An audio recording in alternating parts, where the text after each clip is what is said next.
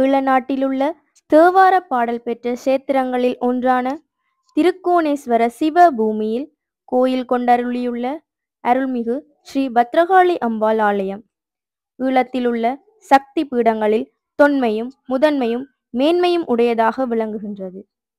ஒரு ஆலயத்தின் தொன்மையை அறிய முயலும் ஆய்வாளர்களுக்கு உதவும் வகையில் கல்வெட்டுக்கள், சாசனங்கள் என்பன முதலிடம் பெறுகின்றன. அடுத்து ஆலய சூழலில் கிடைத்த தொல்பொருட்கள் உதவுகின்றன. ஸ்ரீ பத்ரகாளி அம்பாள் ஆலயத்தின் வரலாறு தொடர்பாக செவி வழியாக பேணப்பட்டு வரும் மரபு கதை ஒன்று உண்டு. மதுரையம்பதியில் பிறந்த பிராமண குலத்தைச் சேர்ந்த ஒருவர் ராமேஸ்வரத்திற்கு வந்து இல்லற வாழ்க்கையை நடாத்தி வந்தார். இவ்வாறு இருக்கும் காலத்தில் தெய்வ விக்கிரகம் ஒன்று பற்றி தெய்வீக வாக்கு அவருக்கு கிடைத்தது. திருகோணமலையில் உள்ள பத்ரகாளி அம்பாள் ஆலயத்தின் தெற்கு வீதியில் தொங்கு செவ்வரத்தை மரம் ஒன்று இருக்கின்றது.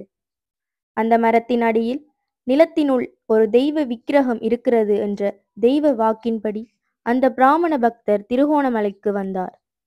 அவ்விடத்தை அகழ்ந்து பார்த்தபோது ஒரு செப்பு கிடாரத்தினுள் காளியம்பாளின் விக்கிரகம் இருப்பது கண்டறியப்பட்டது. அன்று தொடக்கம் இன்று வரை இக்கோவிலில் நடைபெறுகின்ற பிரதான விழாக்களில் இந்த காளியம்பாள் விக்கிரகம் சிறப்பிடம் பெற்று வருகின்றது. காளியம்பாளின் விக்கிரகம் தாளியிலிருந்து வெளியே எடுக்கப்பட்ட காட்சி இக்கோவிலின் சித்திரத்தேரில் புடைப்புச் சிற்பமாக வடிவமைக்கப்பட்டுள்ளதை அவதானிக்கலாம். ராஜகோபுரத்திலும் இச்சிற்பம் அமைக்கப்பட்டுள்ளது. ஸ்ரீ பத்ரகாளி அம்மன் கோவிலின் தோற்றக்காலம் தொடர்பான கதையும் இத்தகைய தன்மை கொண்ட கதைகளுள் ஒன்றாக இருக்கலாமோ என்ற ஐயப்பாட்டாலும் அகழ்ந்தெடுக்கப்பட்ட செப்பு கிடாரமும் அதற்குள் வைத்து பாதுகாக்கப்பட்டிருந்த பத்ரகாளி அம்பாளின் விக்கிரகமும் இக்கோவிலின் தோற்ற காலம் பற்றிய தரவுகள் சிலவற்றை பெற்றுக் கொள்வதற்கு உதவியாக இருக்கின்றன. செப்பு கிடாரத்தின் வடிவமைப்பினையும் உலோக வார்ப்பு முறையினையும் அவதானிக்கையில் மிக பழமை வாய்ந்ததொன்றாகவே இக்கிடாரம் காணப்படுகின்றது. பத்ரகாளி அம்பாள் விக்கிரகத்தினுடைய வடிவமைப்பு ஏறத்தாழ 11ஆம் 12ஆம் நூற்றாண்டுகளில் தமிழக கோவில்களில் காணப்பட்ட காளியம்மன் உருவங்களை ஒத்ததாக காணப்படுகின்றது. இவ்விக்கிரகத்தின் காலத்தை திட்டவட்டமாக கூற முடியாவிட்டாலும் அது மிக பழமை வாய்ந்ததொன்றென கூறிக்கொள்ள முடியும். இக்கோவில் பற்றிய கதை மரபில் வரும் செய்தி இலங்கையில் காலத்துக்கு காலம் நடைபெற்ற போர்த்துகீச ஒல்லாந்த படையெடுப்புகளாலும் பௌத்த சமண தாக்கங்களாலும் இந்து கோவில்களுக்கு ஏற்பட்ட அழிவுகளை நினைவூட்டுகின்றன.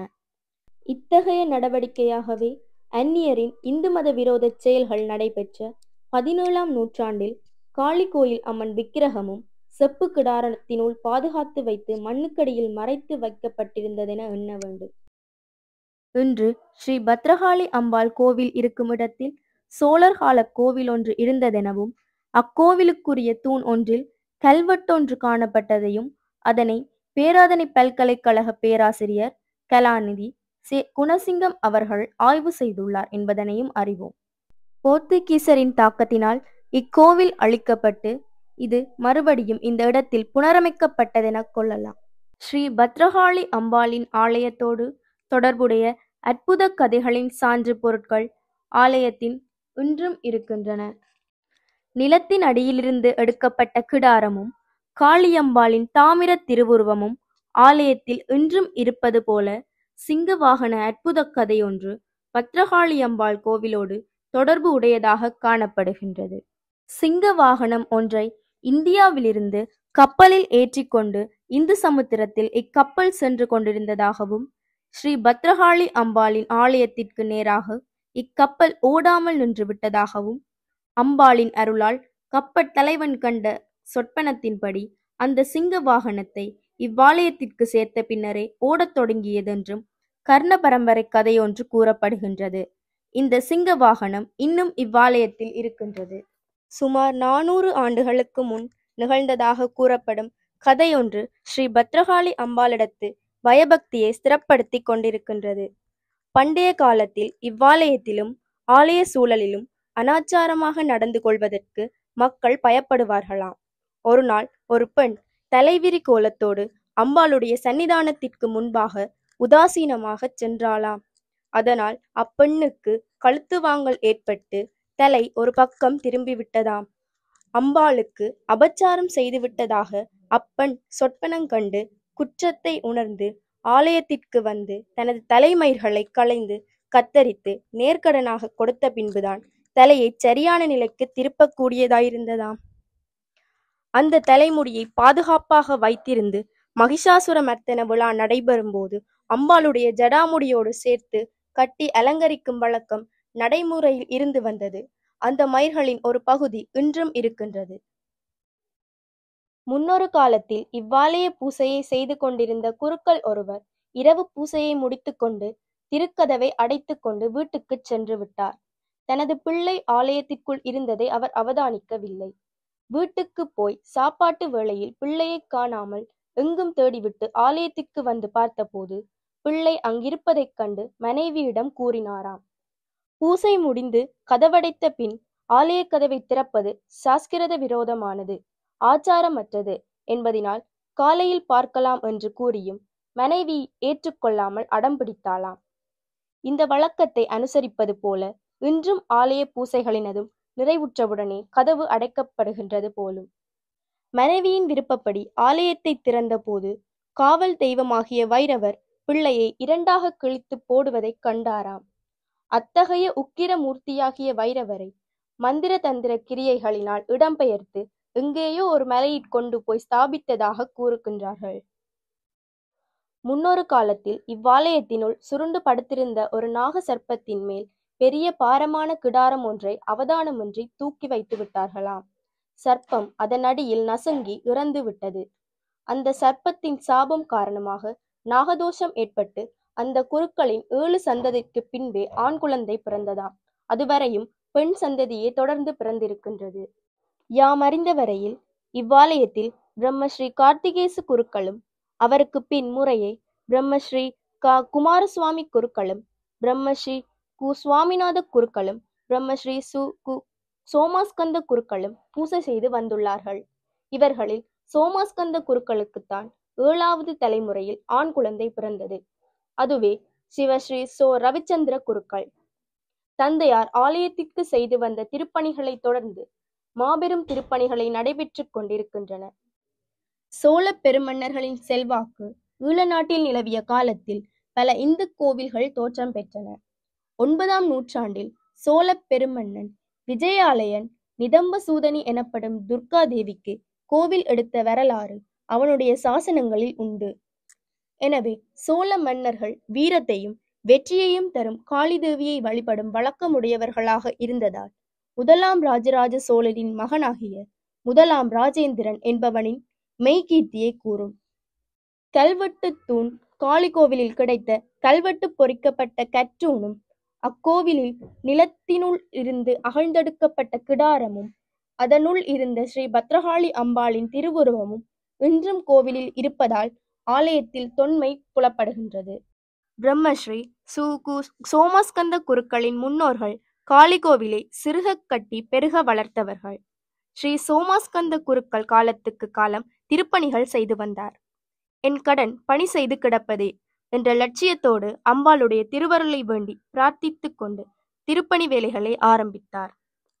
1933ஆம் ஆண்டு கருவறை விமானம் புதுப்பிக்கப்பட்டு முதல் கும்பாபிஷேகம் நடைபெற்றது. 1947ஆம் ஆண்டு மகா மண்டபம், கோபுர மண்டபம் என்பன சிறப்பாக திருத்தி அமைக்கப்பட்டு 2வது குடமுழுக்கு நடைபெற்றது. 1962ஆம் ஆண்டு வசந்த மண்டபமும் மற்றும் திருப்பணிகளும் செய்து 3வது குடமுழுக்கு நடைபெற்றது.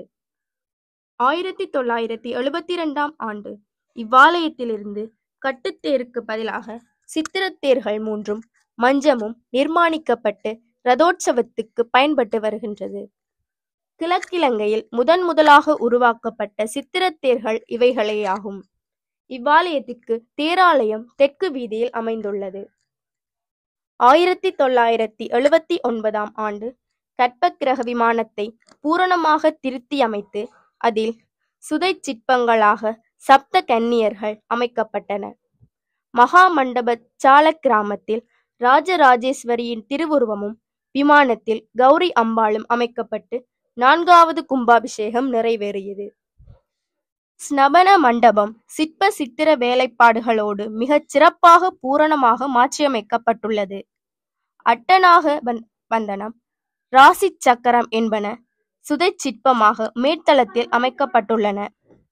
மண்டபத்தின் தெற்கு பக்கம் மகாலட்சுமியும் வடக்கு பக்கம் சரஸ்வதிக்கும் தனிச்சந்நிதி அமைத்து தாமிர விக்கிரகங்களை பிரதிஷ்டை செய்யப்பட்டிருக்கின்றன.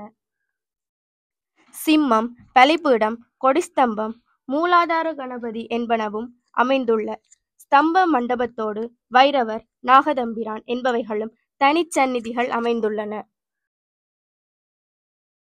1980 ஆண்டு கோபுர வாசலுக்கு அருகே இருந்த மணிக்கூட்டு கோபுரத்தை 40 அடி உயரத்திற்கு உயர்த்தி கட்டி 600 ராத்தல் எடையுள்ள கண்டாமணி புதிதாக ஏற்றப்பட்டிருக்கின்றது. மேலே கூறிய திருப்பணிகள் பலவற்றை செய்து 6/2 சம்புரோட்சண மகா கும்பாபிஷேகம் சிறப்பாக நடைபெற்றது. 1992 ஆண்டு வசந்த மண்டபத்தில் கௌரியம்பாள் சமேத கேதாரீஸ்வரருக்கு தனிச்சந்நிதியும் கோபுரமும் அமைக்கப்பட்டது. ஸ்ரீ பத்ரகாளி அம்பாள் ஆலயத்தின் தெற்கு பக்கத்தில் ஆலயத்துள் அடக்கமாக துர்கா பரமேஸ்வரிக்கு தனி கோவிலும் நீண்ட பெரிய தரிசன மண்டபமும் கோபுரமும் அமைத்து துர்கா தேவியை பிரதிஷ்டை செய்து மகா கும்பாபிஷேகமும் நடைபெற்றது. ஸ்ரீ பத்ரகாளி அம்பாள் கோவில் கருவறையில் சதுர் பூஜங்களுடைய அம்பாளின் சிலா விக்கிரகமும் பிரதிஷ்டை செய்யப்பட்டிருக்கின்றது. சூலம், டமகிருகம், கட்கம், கபாலம் தாங்கிய திருக்கரங்களோடு அம்பாள் பத்மபீடத்தில் அமர்ந்திருக்கின்றாள். மகா மண்டபத்தில் ஸ்ரீ பத்ரகாளி அம்பாள், விநாயகர், முருகன், தாலியில் கிடைத்த அம்பாள், ராஜராஜேஸ்வரி, சண்டேஸ்வரி எனும் தாமிர விக்கிரகங்கள் உண்டு. இம்மண்டபத்தின் தெற்கு பக்கத்தில் பிள்ளையாரும் வடக்கு பக்கத்தில் தண்டாயுதபாணியின் சிலா விக்கிரகங்களும் பிரதிஷ்டை செய்யப்பட்டிருக்கின்றன. இவ்வாலயத்தில் உச்சிக்காலம், சாயரட்சை ஆகிய 2 காலங்களிலும் நித்திய பூசைகள் நடைபெற்று வருகின்றன. பங்குனி உத்தரத்தை தீர்த்தோற்சவ தினமாக கொண்டு 10 நாட்கள் மகோற்சவம் நடைபெறுகின்றது. ரதோற்சவமும் கற்பூரச் சட்டி திருவிழாவும் மகோற்சவத்தில் விசேடமான விழாக்கள்.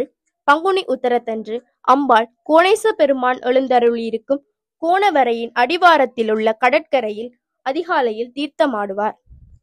தீர்த்தமாடும் மக்கள் வெள்ளம் கடல் வெள்ளத்தை மறைத்து நிற்கும் அற்புத காட்சியை அங்கு காணலாம். வைகாசி பௌர்ணமிக்கு முதல் வரும் திங்கட்கிழமை இவ்வாலயத்தில் பொங்கட் பெருவிழா நடைபெற்று வருகின்றது.